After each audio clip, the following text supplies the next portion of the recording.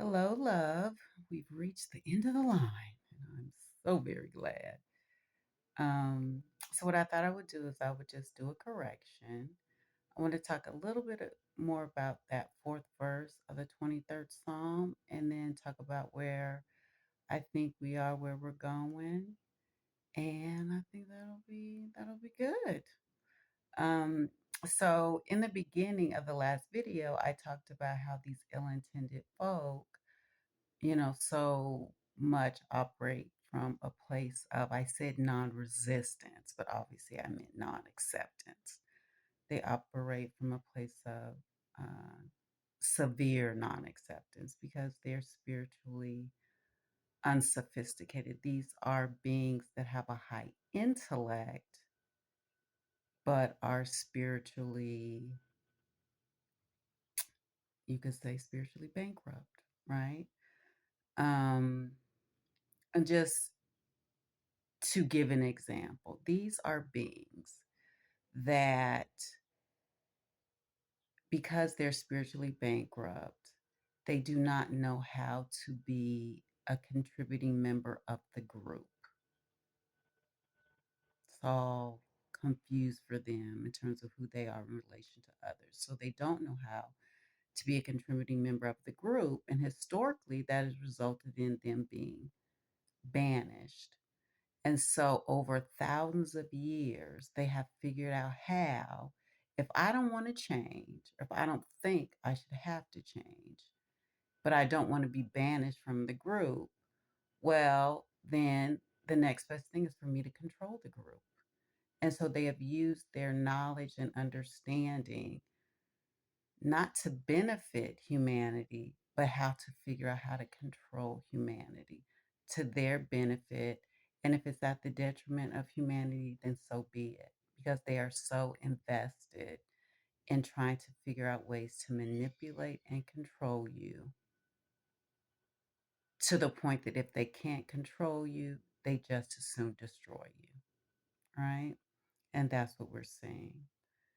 And I was thinking about the swastika, right?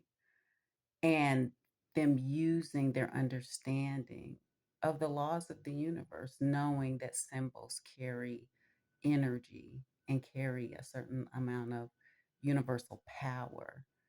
And to have taken I don't know what the original term for that symbol is, but it's a spiritual symbol. It symbolizes in Buddhism and Hinduism. It symbolizes really the success that comes with spiritual enlightenment. And so they co-opted this symbol for the most horrific evil that has been perpetrated from one segment of humanity onto others.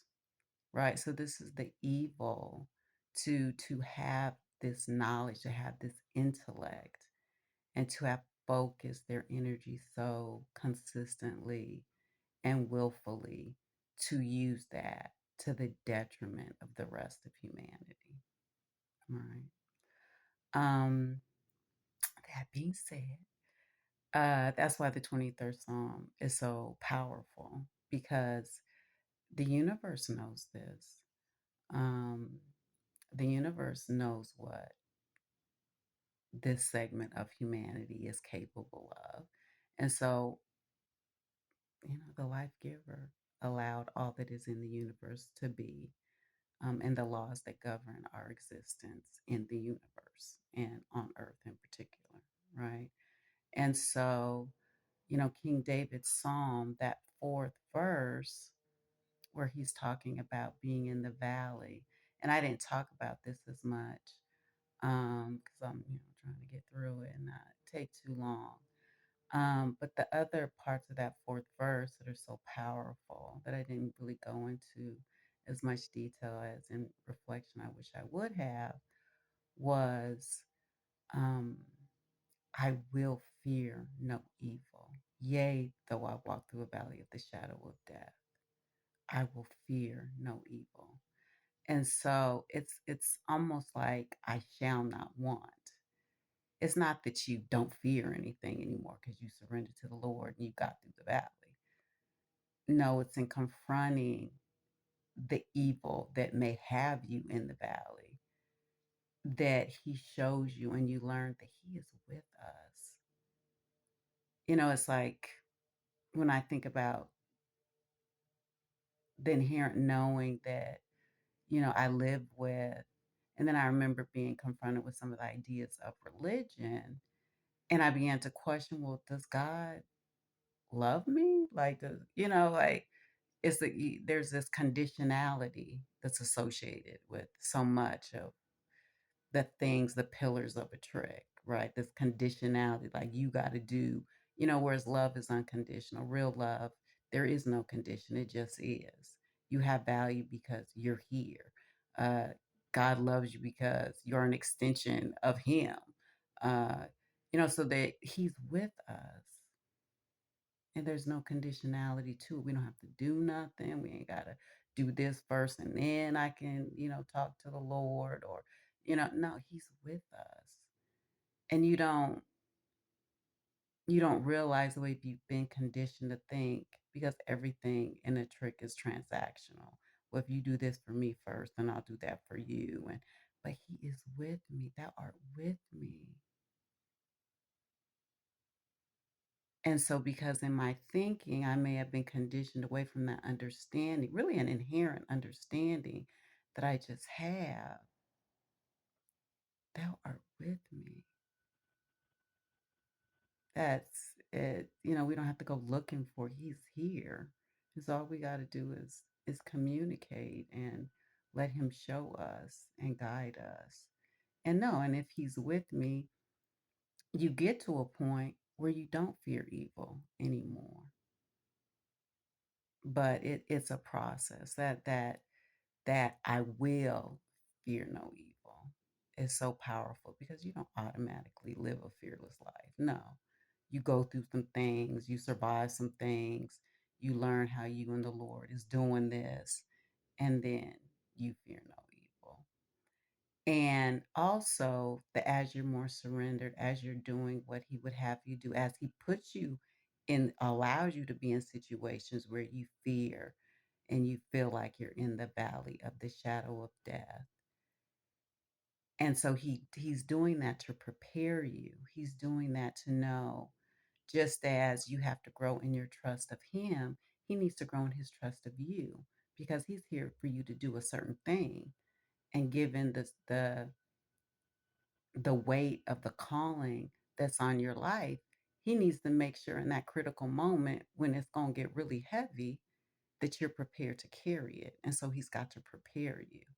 And so that's also so much of what the valley is about. It's about preparing you. Um, and so not only is it the lessons that you learn, thy rod and thy staff will comfort me. He uses the rod and the staff to make you do certain things. And then He can use the rod and the staff to guide you. And then you begin to learn, and then you can begin to learn on your own, given the principles and the guidance that He's given you. And so the rod and the staff, they comfort me in that way, but also you begin to see how He protects you. He used the rod and the staff to protect you. Um, and so it's a journey, but it's a beautiful journey. And that's how we're going to get where we need to go, right? And so that brings me to where I think we are. And so, really, this is about the stratification of the fourth world. Like, where are you going to fall in the stratification of the fourth world? Where basically the top half of the stratification are the good intended people, and the bottom half of the stratification are the ill intended people. And there are those who are leaders in their ill intent. And so they're at the very bottom, the most ill intended of the ill intent. And then those who are ill intended, and so much of it really is based in their willful ignorance and their willingness to be used as agents of an ill intended person's agenda, right? And then you have those who are good intended, but maybe are coming to the path of love later, um, in this time where it's becoming more and more difficult to be deceived in terms of what we've been living in, which is a deception. Um, and so before I talked about how, the United Divided States is the Matrix, right? We were given a movie that was very powerful, because there was something about it that rung very true. That in so many ways you see that, this something's going on. This is not quite right, right? And it is. It's a deception. But I wanted to really think about this in another way. So a matrix is just a substrate. It's an organizing structure for growth and development. That's all. Matrices are found all over nature, right? In different modes. So a matrix is a natural thing. A system is a natural thing. The issue is to what end. And so the operating system of the matrix, that could just be a government, right? It's an organizing structure for large groups of people. So the operating system of the United Divided States is to make money, to uh, benefit the few at the expense of the many. And so I can't tell you that I'm using you for my own selfish purposes, right? I have to deceive you, I have to trick you, or you wouldn't go along. Whereas we could have the matrix that is the United States, that is really by the people, for the people, that has a loving operating system, then we'd be a loving society that can be a model for other regions of earth, and how to govern large groups of people in a way that is to the benefit of everyone, right?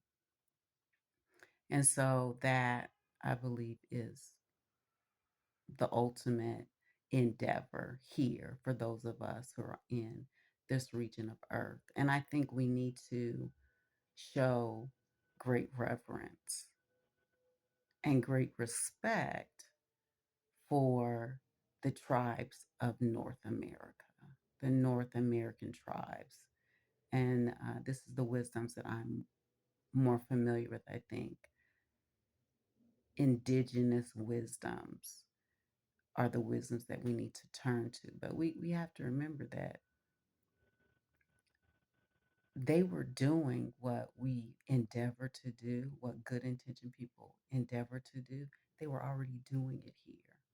And that's also part of the ways in which ill intended will use their understanding of the universe. There is power in symbols in regions of earth where humanity has existed for long periods of time in balance with earth.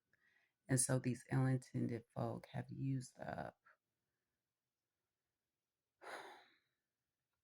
so much of the loving foundation that the Americans established here. And so I'm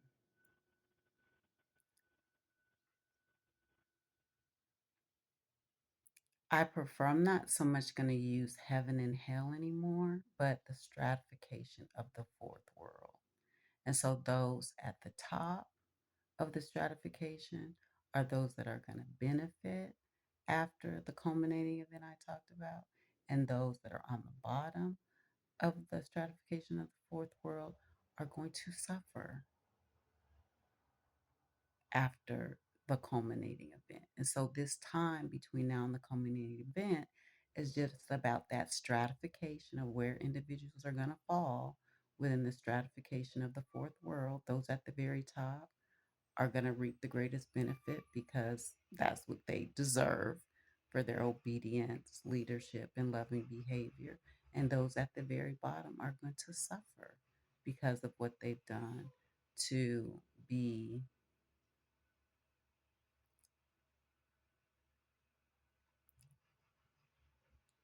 a destructive force that the universe accounted for. And so as the consciousness increase, the ability for karma to mitigate the ways in which we, when we come into the human body, can be destructive to the group, it's all built in. And so this is what we're seeing, and this is what's happening. Um and so I think that's the gist of what I wanted to tell you, what I wanted to share. I don't have any strong feeling about a need to continue to do these. I think I've, given an overview. I've done so, tried to be objective um, in my presentation to hopefully help people understand. I think been a part of that's a part of who I am. You know, that's as you get further and further along in your journey, you you become an extension of the life giver. And so he can move through you, he can work through you. So it's you, but in so many ways, you are, in my case, I am the dance. And I am the description. And so this is just who I am now. And yeah. Um I identify strongly with two things. That is being a servant, being a good servant of the life giver, and being a mother. And so the thumbnail for this video, this bitch, and he's just sick. He's just horribly sick. And he will reap what he's sown. But this bitch came between me and my children. And he has been neutralized in a way that he does not even understand yet because he fucked with the wrong one. And that was by design. And so I don't know when we're gonna see each other again. Um, but um, I do belong to you, and you belong to me. And I've done uh, everything that I could think of from this position to do the best by you that I possibly could. And after this, I think we just gonna have us a good time. So, and we're gonna hold people accountable for what they've done. So, keep doing what you know you're here to do. And I love you. And I'll see you later.